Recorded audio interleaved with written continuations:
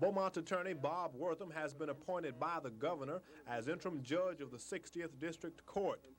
The announcement was made during a press conference in Beaumont this afternoon. I think that this appointment means a great deal in the fact that many people in the legal profession feel that they have to be Democratic because the courthouse is a Democratic machine and functions only through the Democratic Party. I think this will show the citizens and the people that work in this area that Republicans can get ahead and can get appointments. The late Judge Combs had been renominated without opposition on the May Democratic primary. Legally, the Democratic Party must find a replacement for Combs and put that name on the November ballot. The Republicans are not entitled to place a name on that ballot. According to both the Attorney General and the Secretary of State, the only way Wortham can be considered is if he should run as an independent. I really think I'm unavailable for a comment on that point. Do you think there's any way that you can get the position for a full term? We're searching the point out right now. We are doing some research on that. Would you like to have the job? I think I'd have to find out if I could run before I could really comment on that. While 6 prospective candidates are after the okay from the Democratic Party, Wortham would have to get a petition of at least 500 signatures of persons who voted in the last governor's race. Wayne Sparrow, Channel 6 News. The money from the sale of the bonds will be lent to families whose combined total income for 1979 did not exceed $32,500. Applications for the mortgages were being taken today by several area savings and loan associations. The money will be given on the first-come, first-served basis, and 50% of this money is being set aside for those families whose income totaled less than $24,000 during 1979. But this will apply only for the first 90 days of the program. Yesterday, the Beaumont Housing Finance Corporation was able to sell the $20 million worth of these single-family mortgage bonds. What will this money mean for Beaumont? Well, basically, with the reserves taken out, it's in excess of $17 million that will provide money for people with low and moderate income, give them the ability now, particularly when the economy needs assistance in that area probably more than anywhere else, the opportunity to purchase homes. 6 lending institutions have agreed to take applications from interested persons. They are the Beaumont Savings and Loan Association, Fidelity Savings and Loan, First Federal Savings and Loan, the Texas Bank of Beaumont, Republic Savings and Loan, and South Coast Mortgage. Jim, as you know, this was an effort that was initiated in late January of this year that would make available to the community $20 million that would be used for single-family mortgage loans. Up to $75,000 will be available for each applicant if they meet all the necessary guidelines. Jim Oliver in Beaumont, Channel 6 News. FBI investigators and the Fort Wayne, Indiana Police Department as of yet have no clues who shot the civil rights leader and the motive behind the apparent assassination attempt. It is unknown whether or not the attack was politically or racially motivated. Many black leaders have urged calm in the wake of the shooting. Beauregard Brown III, one of the directors of the National Urban League, was in Beaumont, and he had this reaction to the shooting. Well, frankly, it is one of distress, one of unhappiness, and one of a good deal of concern. Brown says the Jordan shooting, along with the recent troubles in Miami, should make the Carter administration more aware of the problems of the nation's poor.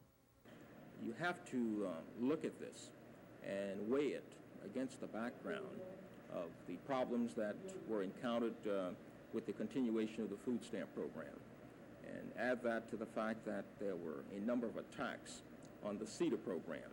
And both of these programs are critical to black America, and we rely on them very heavily.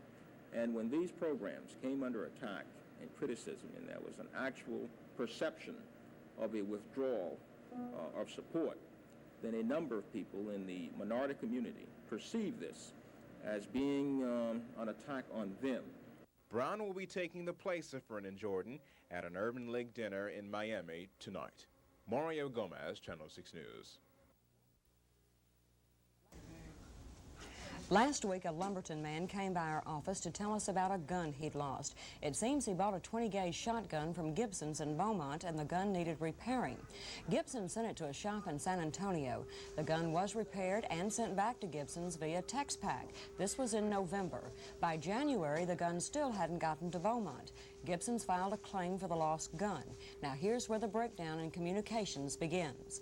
It rocked on, and then in March, I believe it was, they told us that the gun was lost and that it would have to be filed on. And they told me this would run into another 2 months, and that has been about a month ago, and we hadn't heard anything from them until I come to you here at Channel 6. And thanks to you, we've had some answers since you got involved in this thing. 8 phone calls later, Contact 6 discovered that the TexPac company in Dallas had never received the claim filed by Gibson's.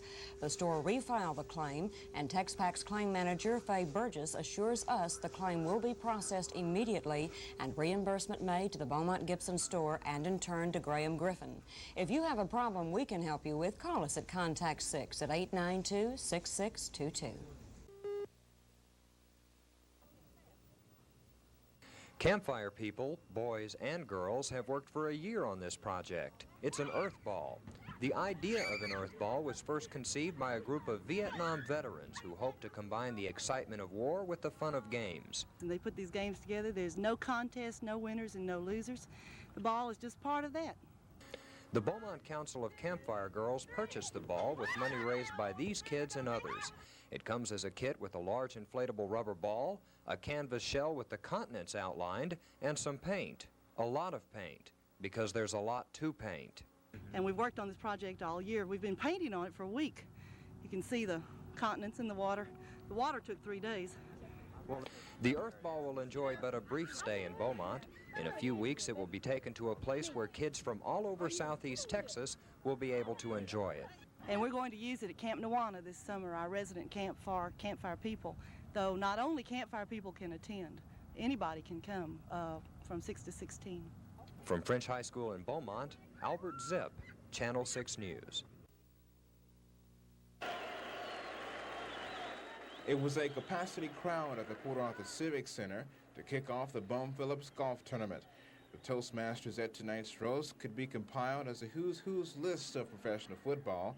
Of course, the beautiful Houston Oilers cheerleaders were on hand, and Bob Hope was the special guest. Comedian Jack Carter was the Toastmaster, and he had this to say about Bum. There was a guy in the car next to him kept falling off the stool. Bum picked him up, bought him another drink. I said, thanks, Bum, for that. Fell off the stool again. Bum picked him up, got another drink. Guy fell off again. Bum said, I better help this bum home. Said to the bartender, where's he live? Bartender wrote out the address. Bum lifted him up, dragged him out to his car. Guy was saying, here we go. And he dragged him out in the car and threw him in the car. And he drove him home. Guy was singing, what a ball. And Bum got to the house and he dragged the guy up to the door. And he rang the buzzer and the wife came out. Bum says, brought your husband home. Wife said, oh, thank you very much. Where's his wheelchair? And famed quarterback of the Pittsburgh Steelers, Terry Bradshaw, also was on hand. 1 and 13, I believe, and Bum came out on the field and we were talking and everything, and he was telling me to take it easy on him. Well, that afternoon, Houston broke my wrist. And Bum was laughing. I know, you enjoyed that, didn't you? In Port Arthur, Mario Gomez, Channel 6 News. Just last week, the city of Beaumont settled an 8-month-old dispute with the firemen concerning their present contract. But in reaching that agreement, both sides agreed to leave the second year of the contract open for further wage negotiations. In yesterday's proposal, the firefighters union is asking for a 25% wage increase and shift differential pay benefits. In 1974, the Collective Bargaining Act that was adopted by the citizens of Beaumont provided that firefighters and police officers be paid comparable with private sector. In the past 3 years, we've had no means to settle any kind of impasse, so we've had to take what the city has been willing to give. Now with our impasse ordinance that was adopted, we're going back and asking for what the law provides us for, something we should have had 3 years ago. The union is also asking for increased vacations, dental insurance, and they want the city to drop the residency clause, which requires firemen to live inside the city limits. And we feel like that this is one thing that the private sector has. There's nowhere in the private sector that residential requirements are imposed. And we're asking for it. We feel like if we can get it before an arbitrator, we can get it. The request for more money by the firefighters union comes at an interesting time. Just last week, the police union also asked for a pay increase. And once again, the city will have ample time to review the proposal. The second year of the contract does not start until October 1st. Jim Oliver in Beaumont, Channel 6 News. Texas Attorney General Mark White held that persons who voted in the Democratic primary may not sign petitions to place Anderson's name on the general election ballot as an independent candidate for president. But Secretary of State George Strait and now Governor Bill Clements are saying White was wrong in his decision and that Democrats may sign the petition to allow Anderson on the ballot as an independent. That decision may have a marked effect locally in the case of the 60th District Court. Yesterday, Clements appointed Republican lawyer Robert Wortham to replace the late Melvin Combs. The nomination carries with it the chance to run in the November election, although Democratic leaders say it's illegal to do so. This is where the controversy lies. Local Democratic Chairman Donald Glover told Channel 6 News it is his understanding of the law that it's too late for Wortham to run for the office as an independent. But officials at the Secretary of State and Attorney General's office seem to agree that there would be no problem as long as Wortham gathered 500 names on a petition. The Anderson controversy leaks into the 60th Court controversy on the subject of who can sign the petition. If the Attorney General remains firm in his belief that no one can sign from either party, the case will go to court, and the outcome will determine both Anderson's future in Texas and possibly Wortham's. If Democrats are allowed to sign the petition, however, there is still the issue of whether or not Wortham will be eligible to run as an independent for the position. If all else fails, we're told the field is still open to any and all write-in candidates.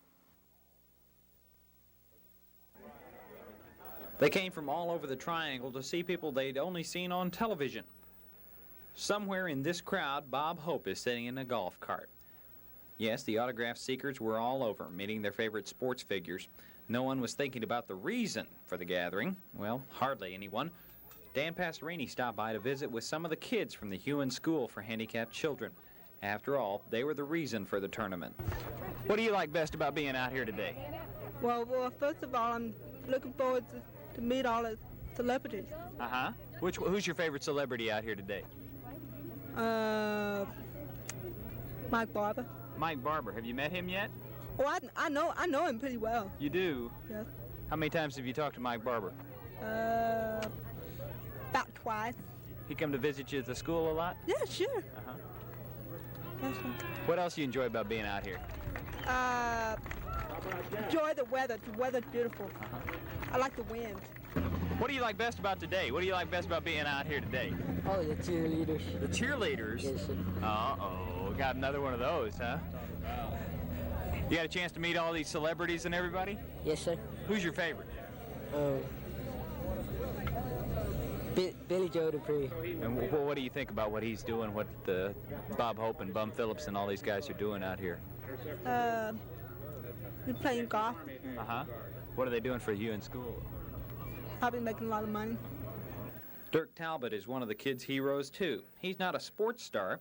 He's been on strike for a good deal of the past few months from a local refinery, but in the meantime, he volunteered to work with the kids from Hewen. For what you know about these kids, as long as you've worked there, what does this golf tournament really mean for them? It's a big help. They need more room. They need more equipment. Everything they do is real expensive, and any amount of money helps. It really does. They use it for braces, for crutches, for wheelchairs, for teaching aids. There were activities all over the Babe Zaharias course, getting autographs from people like Russell Erksleben and Terry Bradshaw, who made one girl cry when he touched her hand. And everyone wanted to have their picture taken with one of the celebrities, but although the fun was for everyone, the benefits go to the kids of Hewen School. David Lowell, Channel 6 News. A football player like Earl Campbell comes along once in a lifetime. He was an instant success at the University of Texas. When Earl was healthy, he was just about unstoppable. I feel great. I have a lot of confidence and looking forward to, as they say, getting out there doing my little thing, you know. The more he did his thing, the more people realized how great Earl Campbell really was. He was constantly hounded by writers, fans, and women, but success didn't change Earl a bit. I'm kind of shy of women, you know, and I have a lady, and she's great. Lives in my hometown, my 9th grade sweetheart, and I love her very, very much. Earl was fabulous his senior year at Texas. He led the Longhorns to an undefeated regular season and then won the Heisman Trophy. He was truly the finest college player in America. I've thought about what a Heisman Trophy would mean to me if I would win it, and I'm the winner of it, and I tell you, I do everything in my power to represent the trophy. It took a lot of hard work, and I really just can't say thanks to just one person because there's so many people included in it. But I will represent what a Heisman Trophy winner should be. Thank you very much. Then Earl became a Houston Oiler. He didn't have to adjust to the pros had to adjust to him. He led the Oilers into the playoffs as the most valuable player in the league, yet Earl remained humble. If you know what dirt is, then you're looking at that guy Earl. You know, a guy that started off in life with nothing but a lot of love and respect and, you know, tried to treat people fair. And, you know, I imagine I stepped on a few toes in my time because I'm a human being, but, you know, the Supreme Being blessed me and my family, my girlfriend.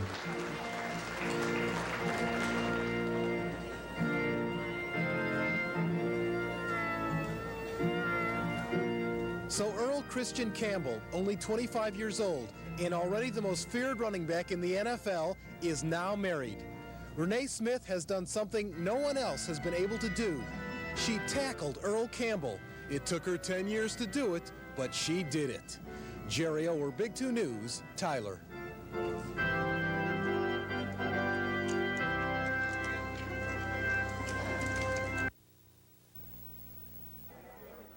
They came from all over the Triangle to see people they'd only seen on television. Somewhere in this crowd, Bob Hope is sitting in a golf cart. Yes, the autograph seekers were all over, meeting their favorite sports figures. No one was thinking about the reason for the gathering. Well, hardly anyone.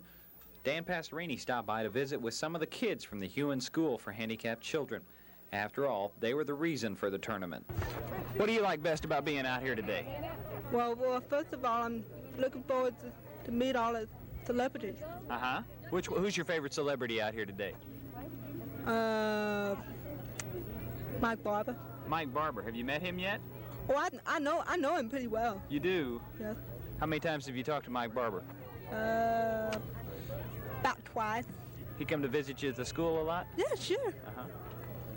That's right. What else do you enjoy about being out here? Enjoy the weather. The weather's beautiful. I like the wind. What do you like best about today? What do you like best about being out here today? Oh, the cheerleaders. The cheerleaders? Yes, sir. Uh-oh, got another one of those, huh?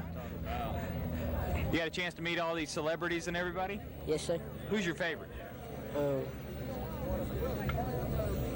Billy Joe Dupree. And what do you think about what he's doing? Search crews began the house-to-house investigation early this morning.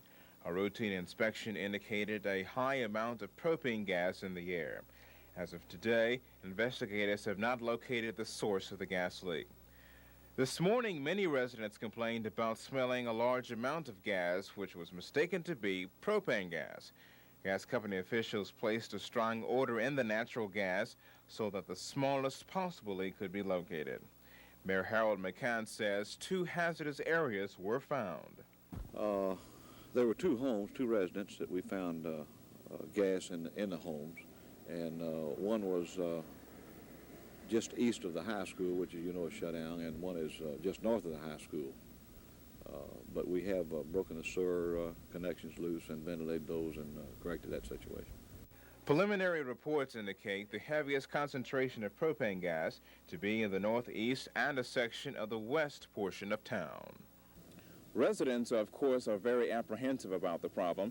City officials say a house-to-house survey has been completed, and a report by the Railroad Commission and other officials will be made on Monday. We will continue to monitor the situation for you and let you know of any new developments. In Deseta, Mario Gomez, Channel 6 News. The workers at Idaco turned out in force today, but not to man the machines that make the oil rigs, the swivels, and the rotary tables. Instead, the largest machine used today was the cotton candy machine, with the snow cone machine a close second. The open house originated last year. Now, we used to have it many years ago, but we started back last year, and the purpose of it is to have all the employees of Idaco, both in Beaumont and Houston, come over, enjoy an afternoon, get away from the business climate, and just kind of relax and have a good time, and just kind of a thank you to all the employees that work at Idaco. Looks like a success today. Well, we think there's about 2,200 people here today. Last year we had about 1,800, and it'll get a little bit bigger every year, I'm sure. The highlight of the day is the opportunity for employees of the plant to tour the facility and show their families just what they do. In addition, it's a perfect opportunity to pick up some free gifts and just relax in the sun with your friends. Today, the sun and the fun focused on the Laurel Street plant and the workers who make the Golden Triangle the world's largest petroleum refining center. A small but enthusiastic crowd was on hand for groundbreaking ceremonies held at the Hewen School in Port Arthur. Bob Hope visited and signed autographs for the kids before he and his wife broke ground for the construction of a new addition to the Hewen School. With that shovel, Mrs. Hope, and whenever you turn over that first scoop of dirt, don't strike oil.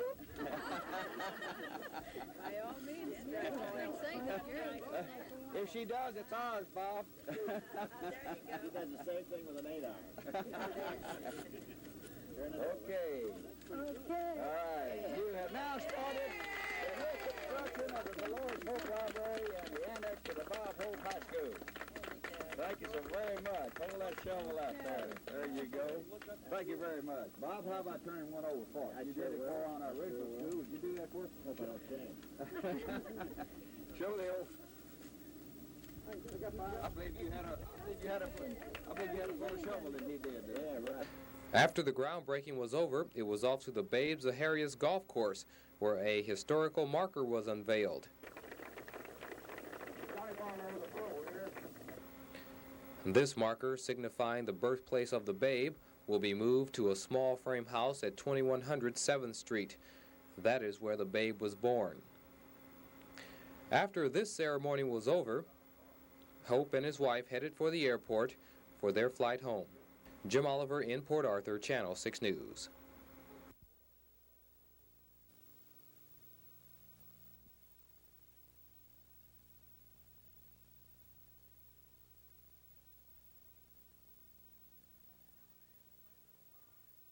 Remember, aim at the base of the fire with a sweeping motion.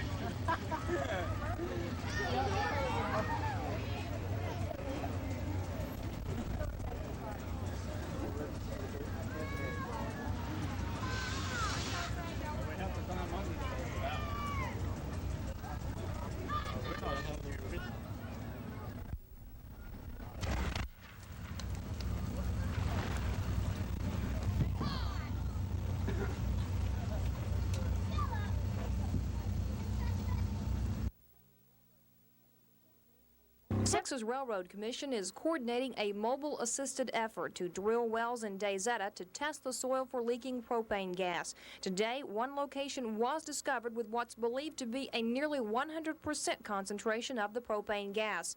Police Chief Jimmy Belts told Channel 6 News that at 9 feet you could see gas vapors rising from the ground so strong that gas meter needles showed it to be highly flammable. Mobile has taken some samples of that gas and rushed it to their lab for testing to determine if it is indeed propane. Railroad Commission officials at the scene could add no new insights into the propane gas problem. They contend it's not a dangerous leak, but admit they don't have the scientific data to back their statement up. Gas problems aren't new to citizens in DayZeta. Many say they've smelled gas leaking for years. Mrs. Dorothy Mahan and her daughter complain the city also has the highest gas rates in the state, with one of the least safely maintained systems. Didn't start moving in until that weekend. And when we got out here, we hooked up the cook stove and all. We couldn't ever get any gas to the house or anything. So I went down to the city hall and Mr. Berry come back up here. And he turned on the gas, and when he did, the needle just went to flying around on the gas meter. So I asked him, I said, hey, what's wrong? I don't have any gas going anywhere. And he said, well, all I can tell you, lady, is you've got a real bad leak. And he said, that's your baby.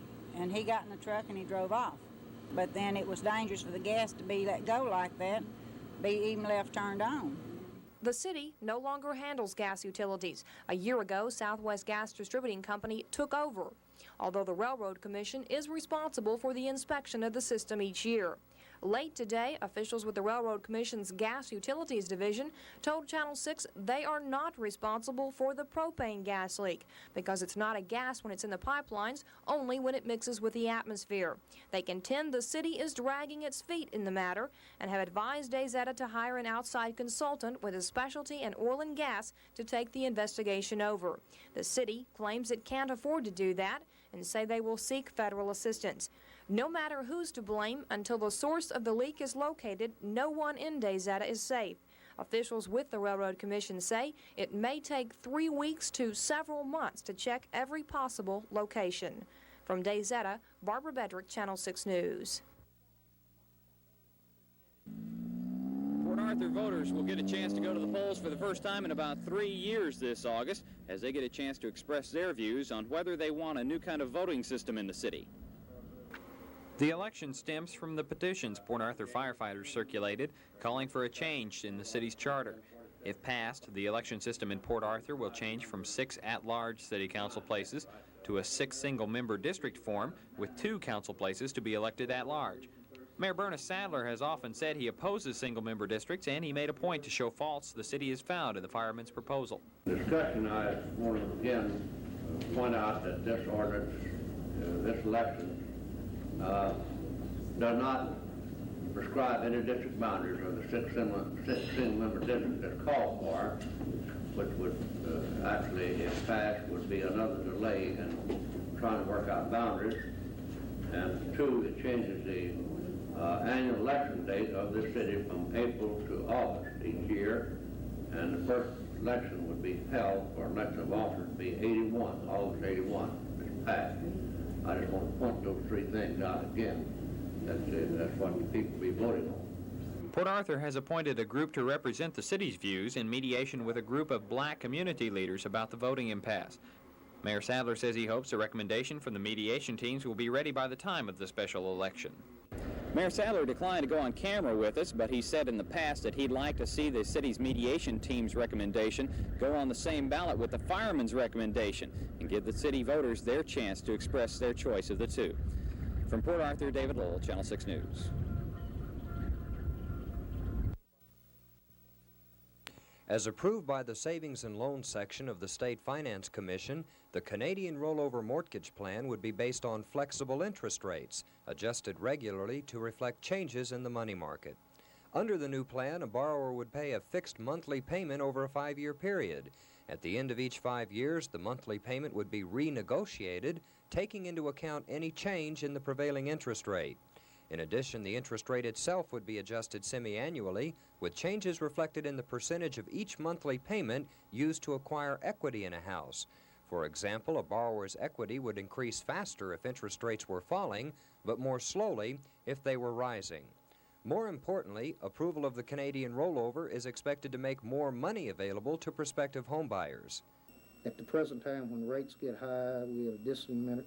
Our funds go out to other investments. We do not have housing funds. If we had a rate on our mortgages that fluctuated with the market, we think we'd have more funds. Members of the State Finance Commission are confident that the Canadian rollover will make more people eligible for home mortgage loans and more willing to assume that kind of financial commitment. Albert Zipp, Channel 6 News.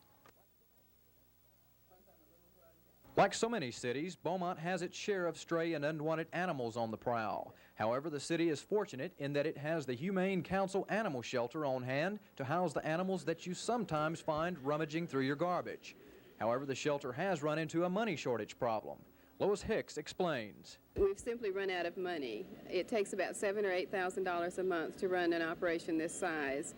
And we've used all of our money, all of our savings accounts, our CDs. The well is dry. And we're trying to acquaint everybody in Southeast Texas with our problem. So to keep the shelter from being closed down, a membership donation drive has been kicked off for the month of June. All money received is used for complete animal examinations, shots and injuries, neutering and spaying, and of course, the housing of animals. In order to keep the Humane Council Animal Shelter open and operating, it's going to take a lot of donations from throughout the community. Otherwise, a lot of puppies and kittens will be left without a home and will have to fend for themselves. Terry Elliott, Channel 6 News. Have you ever had to wait a long time to get problems with your water bill straightened out? Well, you won't have to any longer. Today, the city's new computer went into service. Leased for $35,000 a year, the equipment will be $500 a month cheaper than the old unit. The electric brain will process the city payroll, tax information, help with water bills, and many other functions. It is speeded printout from 200 to 650 words per minute and enables the city to perform different bookkeeping functions at the same time. When the city's first computer was installed 5 years ago, employees were not happy, and that has also been changed. The general attitude has been excitement for the new computer. It's going to do a lot more for the employees, and it's going to make their work a lot easier and a lot faster. So everybody seems to be real excited about it. Officials add the system will not take anyone's job, but in the future will eliminate hiring more personnel. From Orange, Wayne Sparrow, Channel 6 News.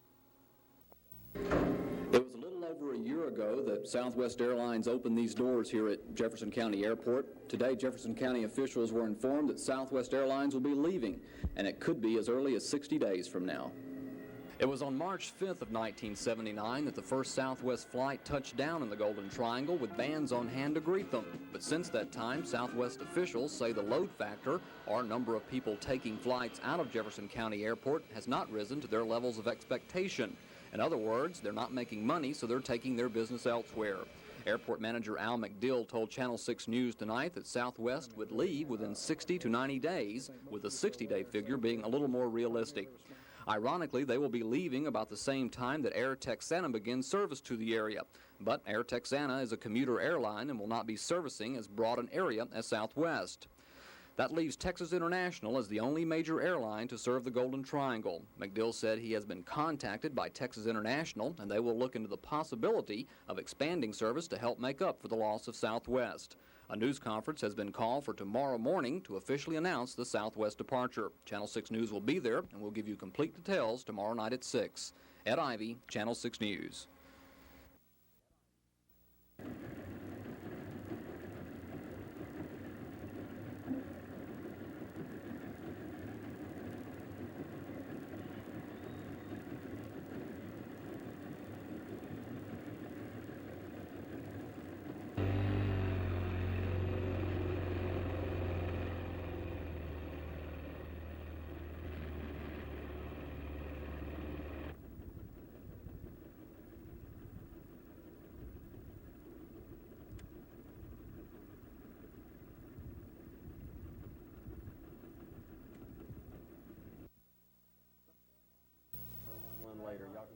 Some 30 officers from the Beaumont and Port Arthur police departments, as well as members of the Jefferson County Sheriff's Department, gathered at the Beaumont police station shortly before 7 o'clock this evening.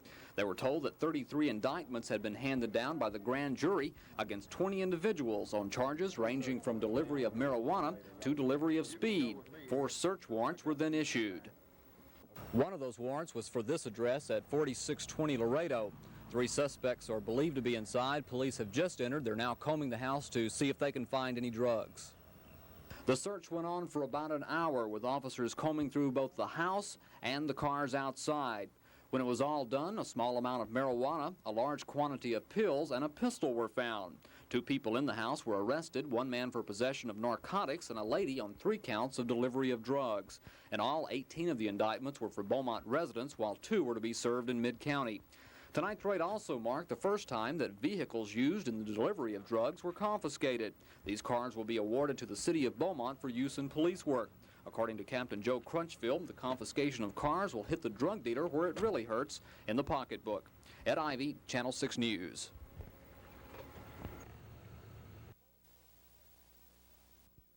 The proposed ordinance has been submitted by Councilman Tom Combs. If the city decides to approve this measure, all businesses that buy gold, use jewelry, silver, and other precious metals would be prohibited from doing business with minors unless parental consent was given, and the businesses would be required to keep records of every transaction. As you know, with the increase in the cost of gold or price of gold and silver over the last couple of years, the rise in the thefts of these items has gone up as well. The precious metal ordinance, if it is adopted by council, would give the police department a tool to work with in locating the owners of stolen properties, and also would serve as a deterrent to young people. I think you can pass by some of these places that buy precious metals, and you can see kids 14 and 15 years old with candelabras and this sort of thing. This proposed ordinance was discussed in the workshop session of City Council and may be placed on the agenda for approval in the near future. Jim Oliver in Beaumont, Channel 6 News. Woodville's a quiet community, and it's the seat of Tyler County. But a situation some term extremely political threatens Tyler County Courthouse and the county government in general. The whole thing started in January of 1979 when Tyler County Commissioner Leon Fowler allegedly assaulted county's jailer Melvin Tarver on this stairway. Police reports substantiate the charge, but that is where the simple part of the story ends. Commissioner Fowler apparently thought Tarver had written a derogatory article about the commissioner in a Woodville paper. Tarver says he had worked for the paper, but never wrote for it. The case against Fowler has not gone to trial, and since there is no statute of limitations, it may not go to court. County Attorney Royce Brockman is quoted as saying he hopes the two will work out the problem between themselves. Brockman declined to go on camera with us, but Tarver was anxious to talk with us. He told us that after the incident with the commissioner, his pay was cut. Even though he was the head jailer, his pay was cut to the same rate as the other 2 jailers. Well, they're accusing me of not doing my jail work, which I have copies here of all my jail records since that previous time that I took over in August of '79. And when they made the new budget for 1980, the Sheriff's Department had to turn in the fiscal year for July 78 through July 79. So I don't see possibly how they can say they have not received the jail reports. Now, you have all the jail reports. You haven't turned them in. Why? Because I'm not getting paid at this time to turn them in. I have them for the records of the Sheriff's Department. Tarver says he has proof he did his job, and he claims the proof could implicate another county official in wrongdoing. We'll look at that side of the story tonight on The Update. From Woodville, David Lowell, Channel 6 News.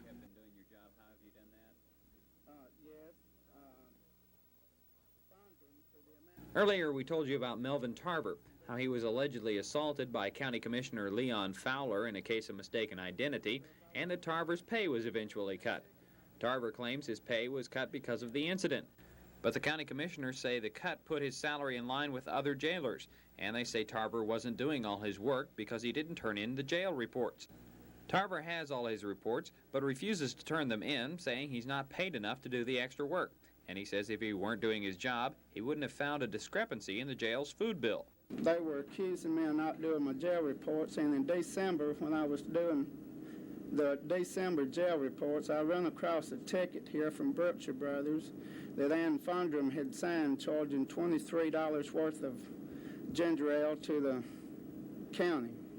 Well, I pulled that ticket and later gave it to Ann Fundrum, and when she quoted she had bought $23 worth of ginger ale, she told me that she took up a collection the next day and paid that ticket.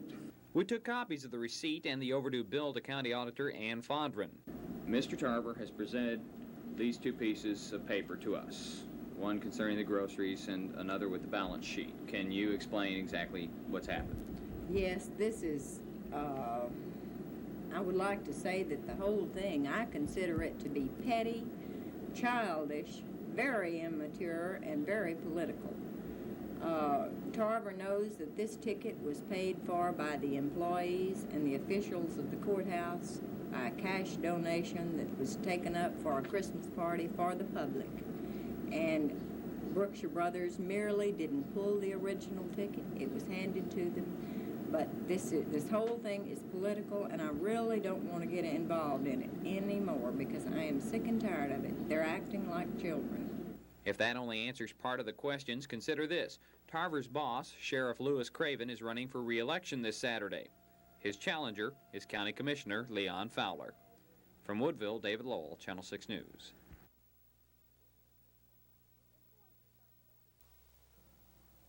Employees inside Minolta Copying Service thought the small boom they heard this morning was only a traffic accident on Highway 69.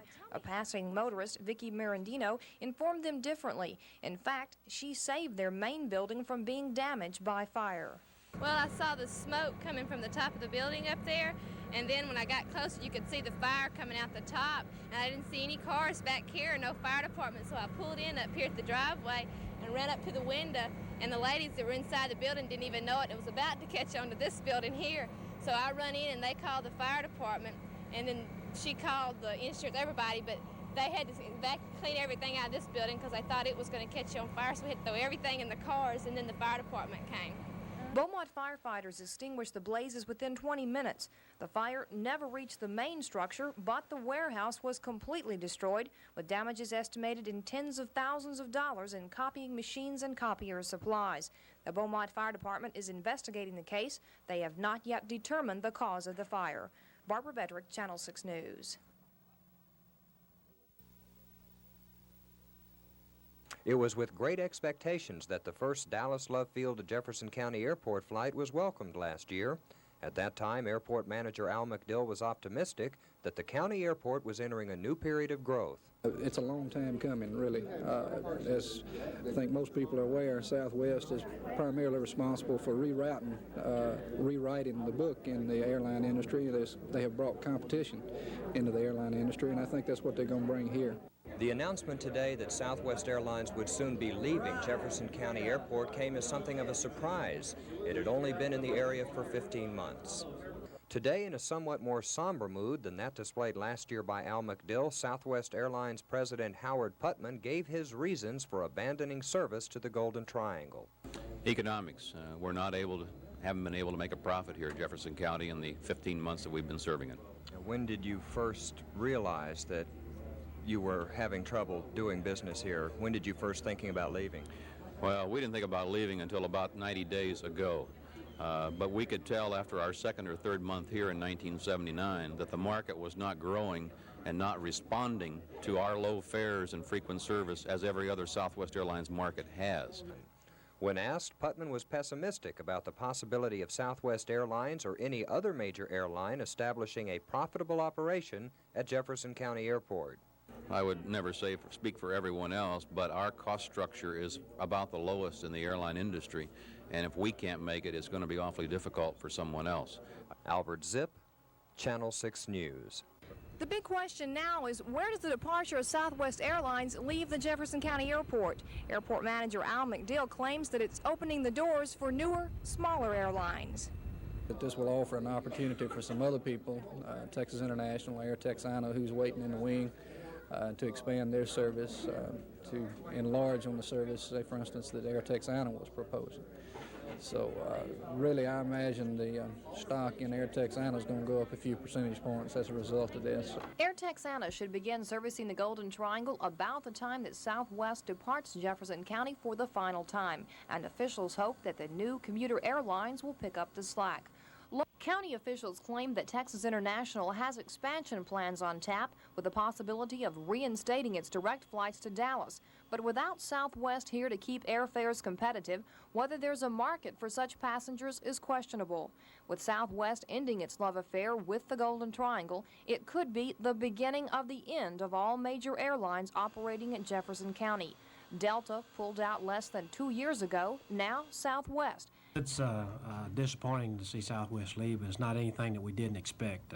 Do you think that Jefferson County will be able to bring any other major airlines in? I doubt it. I think that's one of the problems we have to realize, that we have so many people that had rather get in their automobile and drive to Houston than to fly to Jefferson County, that I think we have to resign ourselves to the fact that we're going to be basically a commuter airport, and that's the reason I'm excited about Air Texana, and I think that they have the size airplane that they can fly out of here economically to a number of points. They'll carry 44 to 50 people as opposed to Southwest, which had 120 passenger aircraft, and Delta also had 120 passenger aircraft. The question arises, can TI last much longer with its higher airfares? The future, then, of Jefferson County's airport may lie in small commuter airline service connecting with major airlines in the larger cities. Barbara Bedrick, Channel 6 News.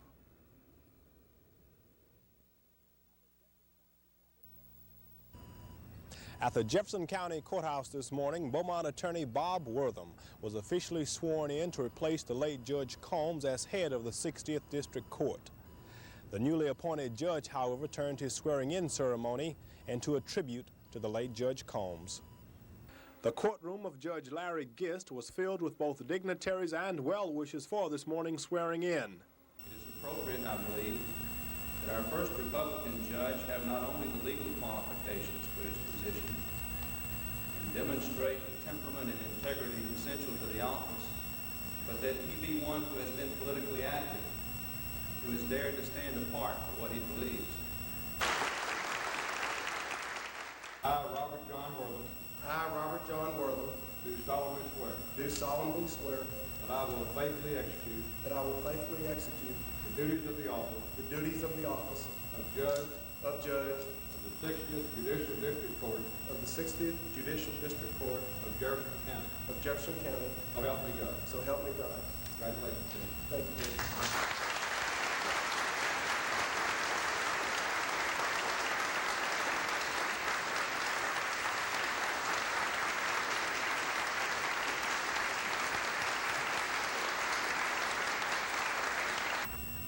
It would be far better for us in Jefferson County and for me individually if we did not have this ceremony today. Judge Combs was an excellent judge. I don't think there's any lawyer or any individual in the county who can doubt that. We have lost a great public servant when we lost Judge Combs. I'm thrilled to death, excited, and I know Bob's going to do his very best. From the Jefferson County Courthouse, Wayne Sparrow, Channel 6 News. For over 2 weeks now, Mount St. Helens in Washington has been spewing and sputtering its way onto just about every television screen throughout the country. And believe it or not, Mount Helens has also erupted in Lumberton, or at least its ashes have. This is John Wilkes. He lives in Lumberton, and just 1 week ago he received his very own volcanic ash sent from his uncle who lives not far from the mountain. In a note enclosed with the bottled powdery substance, John's uncle explained that the ashes were some of those picked up shortly after the first major eruption of Mount St. Helens. Although John thinks the ashes are pretty neat, he's not too sure what to do with them, but he's going to learn. I don't know what I'm going to do with it yet. I might study it. So you mean you may study up on Mount St. Helens and what all happened? Yes, sir. I think I'll have a good time. Unfortunately for John, he did not receive his volcanic ash until the day after school was let out. But that doesn't seem to bother him too much because he's too busy getting excited over the possibility that his uncle may soon send him some cooled-off volcanic lava. Terry Elliott, Channel 6 News.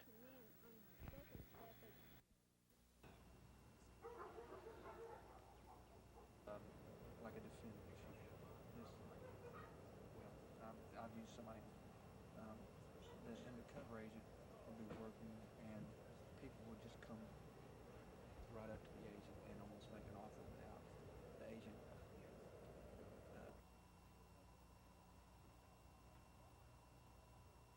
Beaumont police undercover agents are taking cars like this late model red Camaro to court for illegal transportation of drugs. This drug raid marks the first time in the Golden Triangle that police have gone after such a large number of vehicles that were allegedly used in drug deliveries. The law that allows this went into effect about a year ago.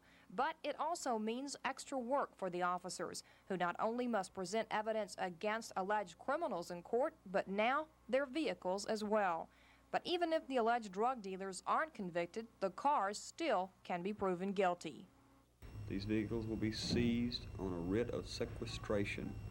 This means that we take the car, the owner of the car can come down and post a bond, a cash bond, twice the value of the vehicle. This allows him to have the car until such time as we have a hearing. Once this hearing is held, it's just like any other civil court. We go in and show our evidence and he shows his.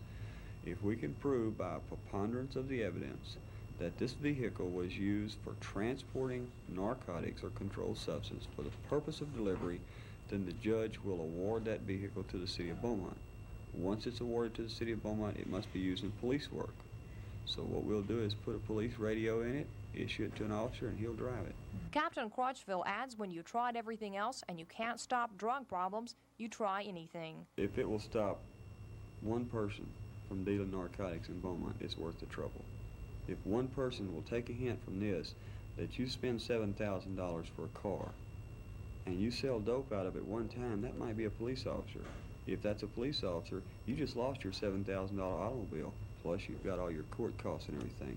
If it does nothing else, perhaps it will make a drug dealer think twice before he sells again. Barbara Bedrick, Channel 6 News. The fire started in the rear of the Wilson Balka home on Gulfway Drive this morning, while several children were still asleep inside. Fire officials believe the blaze began in a storage area attached to the back of the home and spread to the rest of the house.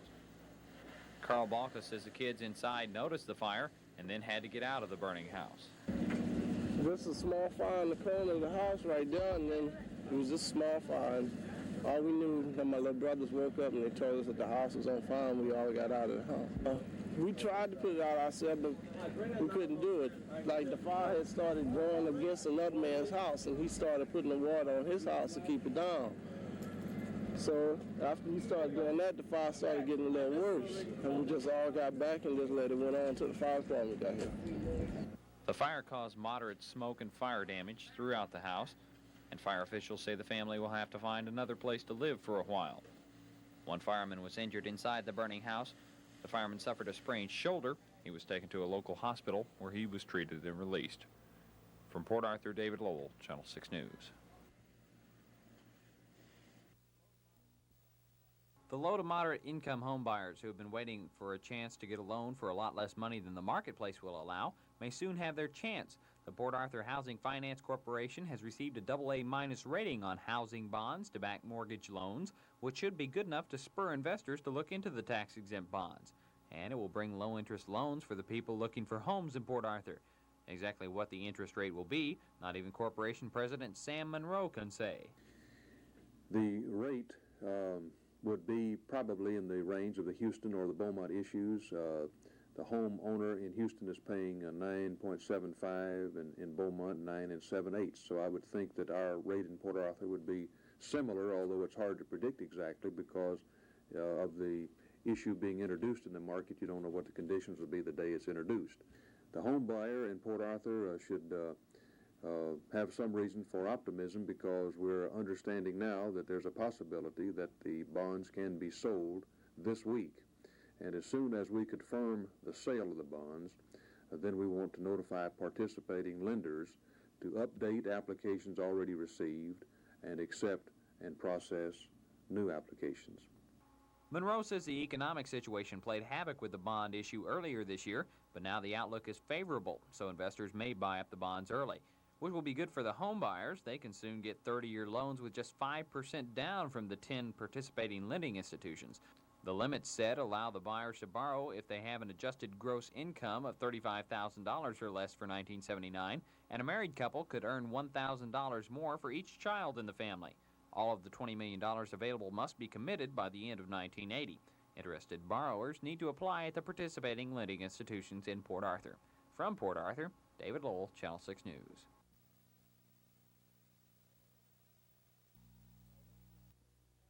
Although some things have been done to help make life easier for the handicapped, most people would say not enough has been done. That is why the mayors from several cities in the Golden Triangle were at this meeting, along with hundreds of others discussing ways to help work the handicapped into our society. Beaumont Mayor Maury Myers says the problem is not confined to the Golden Triangle, but is nationwide. I think there's been tremendous improvement. You know, years ago, people who had certain handicaps or disabilities were put away at young ages in homes and places, when now they're out living productive lives. So this evolution is continuing, and I think it's appropriate now that we see that not only should they live normal lives, but they can work and produce just like the rest of us. Port Arthur Mayor Bernice Sadler agrees. I'd like to see an area-wide effort where we could coordinate our efforts and make sure that we have a lot of people working and conscious of this, trying to think and actually act towards trying to assist the handicapped in the way we can. Dale Beerley is a handicapped person. He believes that people and organizations that want to help the handicapped should check with them first. They try to do things, they forget to ask the handicapped people. And a lot of things they're trying to do is a good idea, but it might be able to done more appropriately for the handicapped person and save having to be redone at a later time. You know, if they just find out what the handicapped person's needs are, because they know what they need. The meeting here between Golden Triangle mayors and concerned people regarding handicapped persons will not be the last meeting. And as one person put it, we still have a long way to go before we realize the real needs of handicapped persons. Jim Oliver in Port Arthur, Channel 6 News. Recently, Channel 6 received a copy of a letter sent to Beaumont Police Chief Willie Bauer from a local physician. That letter recommended that a neighborhood watch program be formed in Beaumont. This program calls upon neighbors to get together to combat residential burglaries, and the police are brought in to give citizens tips on how to help each other avoid burglaries. Police Officer Blankenship of the Research and Communication Division says the police are ready to help out. What we would like to get across to the public is that we are available to come out and talk to neighborhoods or talk to individuals. Just whatever they want us to do, we'll work with it the best way we can. Officer Blankenship also added some key points that should be remembered. A lot of folks don't realize that a lot of burglaries occur during the daytime too. In fact, almost half of them occur during daytime hours, daylight hours. For every 10 burglaries that occur, 1 out of every 10 of these, a person goes through an unlocked door. It's just the little simple things that if people would do these simple things, they would save themselves a lot of loss. In past years, Beaumont has not been quick to act on implementing a neighborhood watch program, but maybe that should now be reconsidered since the total number of burglaries rose from 721 in April of last year to 956 by April of this year. If you or your neighbors are interested in forming a watch program, you can call the Research and Communication Division of the Beaumont Police Department at this number to get all the needed information. Until a neighborhood watch program is set up in your neighborhood, there are a few things you can do to ward off would-be burglars. For instance, have a neighbor pick up your newspapers and circulars and make sure they pick up the mail. You might also leave an outside light on or a light on inside the house. Close and lock all windows, and don't forget to lock the doors. The main point is to make sure that your home looks like it's being lived in while you're away. Terry Elliott, Channel 6 News.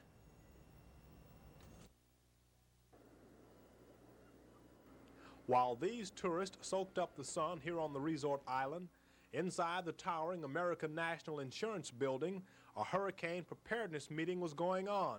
Our basic thesis is to inform you what the dangers are if one of these bad hurricanes come along, so you can decide today to take some steps that certainly would prohibit the loss of your life and the loss of the lives of your loved ones. That's what it's all about. Officials from throughout the Gulf Coast area were on hand as the top Weather Service representative used Hurricane Frederick to stress the importance of improved warning systems and prompt reactions to those warnings. And we had all kinds of unnecessary damage because these trees blew down on the houses. You know, you can trim your tree limbs back and at least help prohibit some of that kind of a problem. Well, I don't know. I've been saying that for a number of years, but maybe that isn't very good advice. We're in an energy crisis today. If you leave that tree by your house, it's going to cut down on your energy bill, isn't it? Senator Babe Swartz talked to the group about the joint improvement effort by national, state, and local groups. The lawmaker also discussed the effect on our area. The Golden Triangle area, just like all the rest of the Texas coast, needs specific warning directed at the public in a narrow area that says you are going to be flooded, you are in danger, so that the person listening can understand that the man on the TV, the man on the radio is talking about them on the east side of Beaumont or on the north side of Port Arthur or somewhere in Groves or Nederland. We want specific directed warning information that people can rely upon, and we want the mayors of the communities to be able to rely upon it and tell the people who they are responsible for that something's about to happen that's going to affect them, and then we want the people to act on that warning. Many of these tourists are from hurricane-prone areas. Officials are hoping that today's session will make those areas a little safer. From Galveston Island, Wayne Sparrow, Channel 6 News.